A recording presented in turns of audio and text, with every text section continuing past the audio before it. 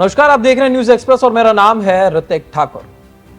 दोस्तों, बिहार की राजनीति में एक नेता ऐसे भी हैं जो जितना अपने काम से नहीं जाने जाते उससे कई ज्यादा अपने बयानों से चर्चा में रहते हैं। इनका नाम पप्पू यादव है, पूर्णिया से सांसद हैं और पहचान बयान देकर सुर्खियों में आना।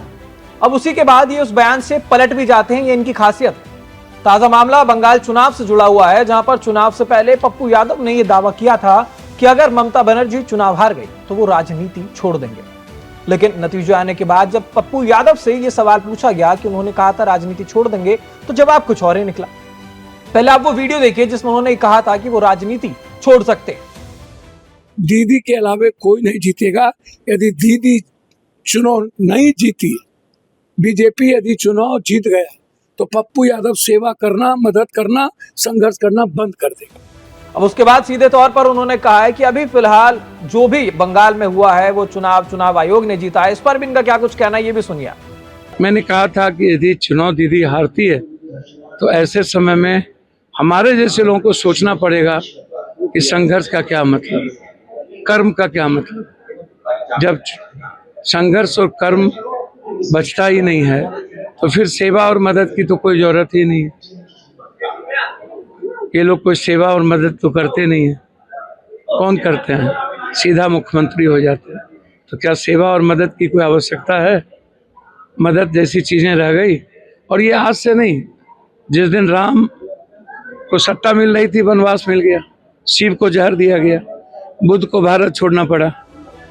अब हम क्या करें? पलटी वाला ये बयान साफ तौर पर ये बताता है कि पप्पू यादव ने जिस वक्त ये बयान दिया था कि वो राजनीति छोड़ सकते हैं, उस वक्त उन्हें ये नहीं पता था कि हो सकता है बंगाल में टीएमसी की सरकार गिर जाए, ममता बनर्जी चुनाव हार जाए।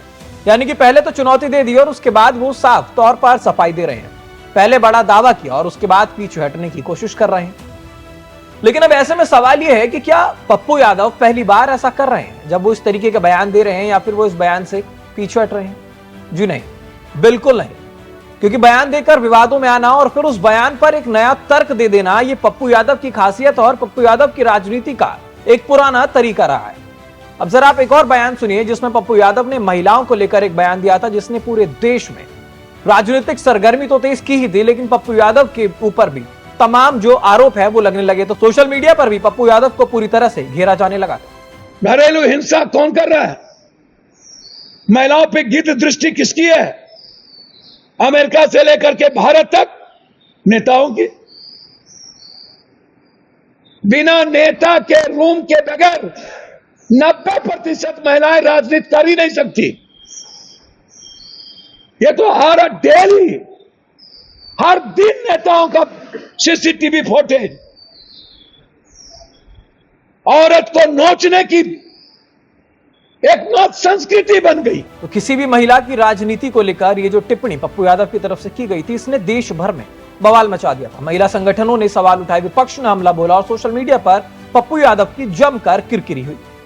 बाद में पप्पू यादव ने सफाई दी। उन्होंने कहा कि उनका मतलब था कि वो सिस्टम की सच्चाई को सामने लाना चाहते हैं, इस वजह से उन्होंने ये कहा। लेकिन सवाल है कि अगर बात कुछ और थी तो बयान इस प्रकार का क्यों देना पड़ा? अगर आप एक जनप्रतिनिधि हैं तो कहीं ना कहीं आपको अपनी भाषाओं की मर्यादा का खास तौर पर ख्याल रखना पड़ता है।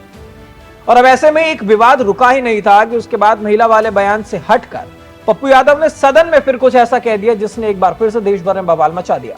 वो सफाई देते हुए एक और बयान दे बैठे, सुनिए। लेकिन हम लोग महिलाओं के अधिकार की बात करते हैं। सबसे ज्यादा गूगल पर पोर्न देखने की प्रवृत्ति नेताओं को है, सबसे ज्यादा। महोदय, आपको आश्चर्य होगा, cinema, media, fashion, corporate, costing कवच, फैशन विजिबिलिटी, लगभग 80% महिलाओं और बेटियों का यौन शोषण दर्ज नहीं होता।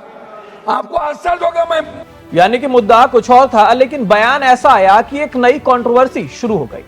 अब जरा सोचिए कि एक सांसद लगातार इस तरीके के बयान दे रहे हो, उसके बाद फिर उस बयान पर नई तरीके की सफाई देते हैं, तो इसका आप क्या मतलब समझ सकते हैं?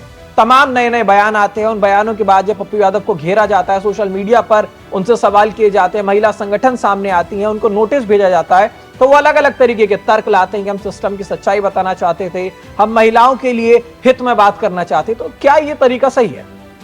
तो सवाल उठना तो लाजमी है। कि ये बेबाकी है या फिर सिर्फ सुर्खियों में बने रहने की एक राजनीति जो कि पप्पू यादव कर रहे हैं।